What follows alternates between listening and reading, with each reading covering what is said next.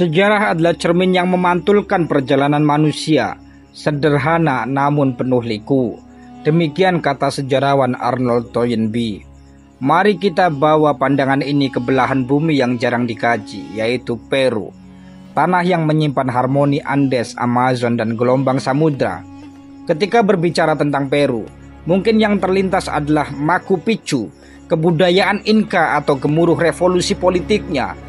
Namun, pernahkah kita bertanya, adakah jejak Islam di tanah yang sebagian besar warganya memeluk Katolik?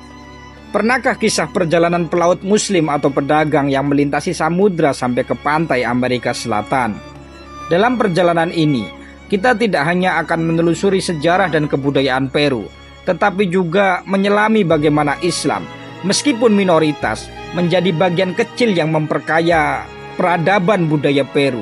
Seperti yang dikatakan Malcolm X, Islam adalah agama universal, menghubungkan semua warna dan bangsa. Mari kita mulai kisah ini dengan sebuah langkah kecil menuju dunia yang jarang dijelajahi. Sejarah Peru dimulai dari peradaban besar suku Inca yang menguasai wilayah Andes hingga abad ke-16. Kerajaan Inca adalah salah satu peradaban paling maju di dunia pra-Columbus, dengan sistem administrasi dan jalan raya yang menghubungkan wilayah luas mereka. Namun pada tahun 1532, kisah kejayaan Inca berakhir dengan kedatangan conquistadores Spanyol dipimpin oleh Francisco Pizarro. Spanyol menjadikan Peru sebagai pusat kekuasaannya di Amerika Selatan, membawa agama Katolik sebagai ideologi dominan. Hingga kemerdekaannya pada tahun 1821, Peru tetap menjadi benteng kolonialisme Spanyol. Pasca kemerdekaan, Peru berkembang sebagai republik dengan sistem politik presidensial. Negara ini mengadopsi konstitusi modern yang menekankan pluralitas agama, meskipun Katolik tetap dominan. Dalam konstitusi modernnya, Peru menjamin kebebasan beragama, meskipun Katolik diakui sebagai agama mayoritas dan memiliki peran istimewa. Negara mengakui hak semua individu untuk mempraktekkan keyakinannya. Sistem politik Peru berbasis demokrasi presidensial, di mana presiden memiliki kekuasaan eksekutif didukung oleh Kongres dengan sistem multipartai. Namun, bagaimana dengan distribusi agama? Data dari sensus terbaru menunjukkan lebih dari 75% penduduk Peru adalah Katolik, diikuti oleh Protestan sekitar 17%. Umat Muslim, meskipun menjadi minoritas, memiliki sejarah yang tak bisa diabaikan. Islam untuk pertama kalinya diperkenalkan oleh Morisco dari Spanyol yang melarikan diri karena menghadapi genosida. Terdapat pula seorang wakil raja Spanyol di Peru yang diketahui merupakan seorang Morisco dari Guadalajara yang bernama Alvaro González. Pada tahun 1560, ia dijebloskan ke dalam penjara di Cusco dengan tuduhan menyebarkan dan mempraktekkan ajaran Islam di Peru. Rekannya juga mengalami hal dan tuduhan yang sama. Islam hampir terpinggirkan dan tidak memiliki suara di negara tersebut dikarenakan banyaknya genosida terhadap Muslim. Di samping itu, seorang misionaris kekristenan asal Peru amat menggilai perannya menjadi penyebar agama Kristen. Keadaan berubah pada tahun 1940 yang dimana terjadi eksodus Muslim Palestina dan Muslim Lebanon yang melarikan diri dari Israel karena mendapatkan tekanan. Mereka masuk ke Peru dan menyebarkan Islam untuk kedua kalinya. Dapat dikatakan itu adalah gelombang kedua ketika imigran Arab terutama dari Lebanon, Suriah, dan Palestina tiba di Peru. Mereka datang sebagai pedagang dan mencari kehidupan baru jauh dari tekanan politik di tanah air mereka. Meskipun mayoritas dari mereka adalah Kristen Ortodoks, beberapa membawa keyakinan Islam. Salah satu cerita yang menarik adalah kemungkinan hubungan antara Islam dan komunitas Afro-Peru yang nenek moyangnya dibawa ke Peru sebagai budak oleh penjajah Spanyol. Sebagian besar budak Afrika berasal dari kawasan Afrika Barat yang pada saat itu sudah memiliki komunitas Muslim yang signifikan. Ada indikasi bahwa beberapa budak Muslim mempertahankan aspek-aspek tertentu dari tradisi Islam mereka, meskipun berada dalam lingkungan yang sangat represif. Saat ini, komunitas Muslim di Peru berjumlah sekitar 3.000 hingga 5.000 orang. Kebanyakan tinggal di kota-kota besar seperti Lima dan Tacna. Mereka membangun masjid-masjid kecil dan pusat komunitas seperti Masjid Babul Islam di Tacna Didirikan pada tahun 1995 oleh komunitas muslim setempat, masjid ini menjadi pusat kehidupan keagamaan muslim Peru. Ada lagi Centro Islamico del Peru di Lima, berdiri pada awal 2000-an. Pusat ini tidak hanya menjadi tempat ibadah tetapi juga ruang untuk dialog antar agama. Masjid-masjid ini sering mengadakan acara terbuka untuk masyarakat umum seperti bazar budaya, buka puasa bersama, dan seminar untuk meluruskan stereotip tentang Islam. Muslim di Peru hidup dalam harmoni dengan komunitas agama lain.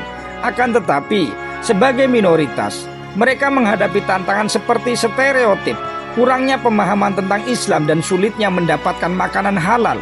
Meski begitu, komunitas ini berusaha memperkenalkan Islam melalui dialog antar agama, kegiatan sosial, dan partisipasi dalam acara budaya. Dalam konteks politik, Muslim Peru tidak memiliki representasi yang signifikan di parlemen atau posisi publik. Namun, mereka telah menjadi bagian dari wacana pluralisme agama yang mulai berkembang di Amerika Latin. Isu-isu terkait Islamofobia lebih jarang terjadi dibandingkan di negara-negara barat, tetapi pengaruh global terhadap persepsi Islam tetap dirasakan di Peru. Sistem politik Peru yang pluralis memungkinkan semua agama memiliki tempat di masyarakat. Meskipun dominasi Katolik tetap terasa, pemerintah membuka ruang untuk keberagaman. Dalam hal ini, Muslim Peru terus memperjuangkan pengakuan yang lebih luas, terutama dalam hal pendidikan agama dan representasi budaya. Sebelum diakhiri, saya mencoba mencari apakah ada kontak Islam di Peru sebelum adanya imigrasi Arab. Saya menemukan beberapa poin penting yang saya ambil dari beberapa sumber. Pertama, pelaut Muslim sebelum era Columbus. Ada teori yang menunjukkan bahwa pelaut Muslim dari Afrika Barat mencapai Amerika jauh sebelum Christopher Columbus. Catatan sejarah menunjukkan pada abad ke-14, Kekaisaran Mali yang saat itu beragama Islam memiliki kemampuan navigasi yang maju. Mansa Abu Bakar II, penguasa Mali, diduga melakukan ekspedisi besar-besaran melintasi Atlantik pada awal 1300-an. Jika pelaut Mali mencapai Amerika, mereka kemungkinan besar berinteraksi dengan masyarakat lokal termasuk di wilayah Andes. Profesor Ivan van Sertima dalam bukunya They Come Before Columbus mendukung gagasan ini dengan bukti linguistik dan arkeologi. Beberapa artefak di Amerika Tengah dan Selatan menunjukkan pengaruh budaya Afrika dan Islam seperti pola ukiran geometris khas seni Islam. 2. Artefak dan bukti arkeologis. Penemuan koin Arab. Beberapa koin yang berasal dari dinasti Umayyah dan Abbasiyah ditemukan di Amerika Latin. Meskipun keberadaannya masih diperdebatkan, penemuan ini menunjukkan kemungkinan adanya kontak tidak langsung antara dunia Islam dan Amerika melalui jalur perdagangan. Ukiran dan simbol-simbol Islam. Di beberapa situs arkeologi di Amerika Selatan ditemukan pola ukiran geometris dan simbol bulan sabit yang menyerupai seni Islam. Akan tetapi, ini masih menjadi perdebatan akademis karena pola serupa juga ditemukan dalam seni budaya lokal. 3. Muslim dalam ekspedisi kolonial Spanyol. Banyak pelaut Muslim yang dipaksa masuk agama Katolik ikut serta dalam ekspedisi kolonial Spanyol ke dunia baru.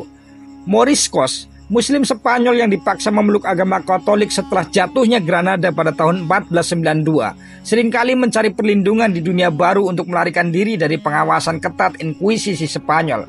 Beberapa Moriscos ini kemungkinan tetap mempraktikkan Islam secara diam-diam, membawa tradisi mereka ke wilayah seperti Peru.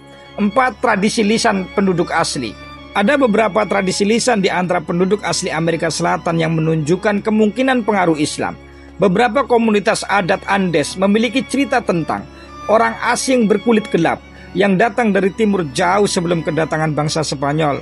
Sebagian peneliti menduga ini bisa merujuk pada pelaut Muslim dari Afrika Barat yang mencapai Amerika. 5. Kesamaan linguistik. Penelitian linguistik menunjukkan bahwa beberapa kata dalam bahasa Quechua, bahasa asli suku Inka, memiliki kesamaan fonetik dengan kata-kata Arab. Meskipun ini bisa menjadi kebetulan, beberapa ahli menduga ini adalah hasil dari kontak budaya tidak langsung melalui jalur perdagangan. 6. Pengaruh Islam melalui budak Afrika. Pada abad ke-16 hingga 19, banyak budak Afrika yang dibawa ke Amerika Latin berasal dari wilayah yang mayoritas Muslim, seperti Afrika Barat. Budak Muslim seringkali membawa keyakinan dan tradisi Islam mereka. Sebagian dari mereka terus mempraktikkan Islam secara rahasia meskipun menghadapi tekanan besar dari para penjajah. Dalam konteks Peru, data spesifik tentang kontribusi budak muslim jarang ditemukan. Pengaruh budaya Afrika secara keseluruhan tidak bisa diabaikan. 7. Penulisan Arab kuno di Amerika Latin. Beberapa klaim tentang penemuan inskripsi Arab di Amerika Latin, termasuk di wilayah Andes, telah muncul dalam diskusi akademis. Akan tetapi, bukti ini seringkali sulit diverifikasi karena sifat artefak yang kontroversial dan kurangnya penelitian lebih lanjut. Bukti-bukti tentang kehadiran awal Islam di Peru tidak langsung dan seringkali diperdebatkan. Teori-teori ini memberikan gambaran Islam mungkin telah hadir di Amerika Selatan lebih awal dari yang diperkirakan, terutama melalui pelaut Afrika Barat, budak muslim, dan Moriscos. Untuk memperkuat klaim ini, memang masih diperlukan lebih banyak penelitian arkeologi, sejarah, dan linguistik. Namun, gagasan ini memberikan dimensi baru yang menarik untuk dijelajahi dalam konteks sejarah. Perjalanan ini membawa kita pada pemahaman agama dan kebudayaan adalah benang yang saling bersulam, menciptakan kain kehidupan yang indah. Seperti yang dikatakan oleh Mahatma Gandhi, kekuatan sejati bukanlah kekuatan fisik, tetapi kekuatan dalam hati dan jiwa. Di Peru, di tengah riuh sejarah politik, budaya, dan geografi yang dramatis, Islam berdiri sebagai bukti akar kebudayaan dapat tumbuh meski di tanah yang keras. Komunitas muslim yang kecil namun gigih dengan masjid-masjid dan tradisi mereka menjadi pengingat bahwa harmoni bisa terwujud di tengah perbedaan yang mencolok. Saat kita menutup kisah ini, mari kita ingat sebagaimana kutipan dari sejarawan Howard Zinn, apa yang kita lakukan untuk membuat dunia lebih baik hari ini adalah bagian dari sejarah esok. Mungkin di masa depan, sejarah Islam di Peru akan menjadi narasi yang lebih besar, lebih kuat, dan lebih bermakna bagi generasi mendatang. Jika ada jejak yang tertinggal atau ada kesalahan, silakan Anda tambahkan di kolom komentar. Terima kasih sudah menonton. Sampai jumpa di Lingkar Jejak selanjutnya.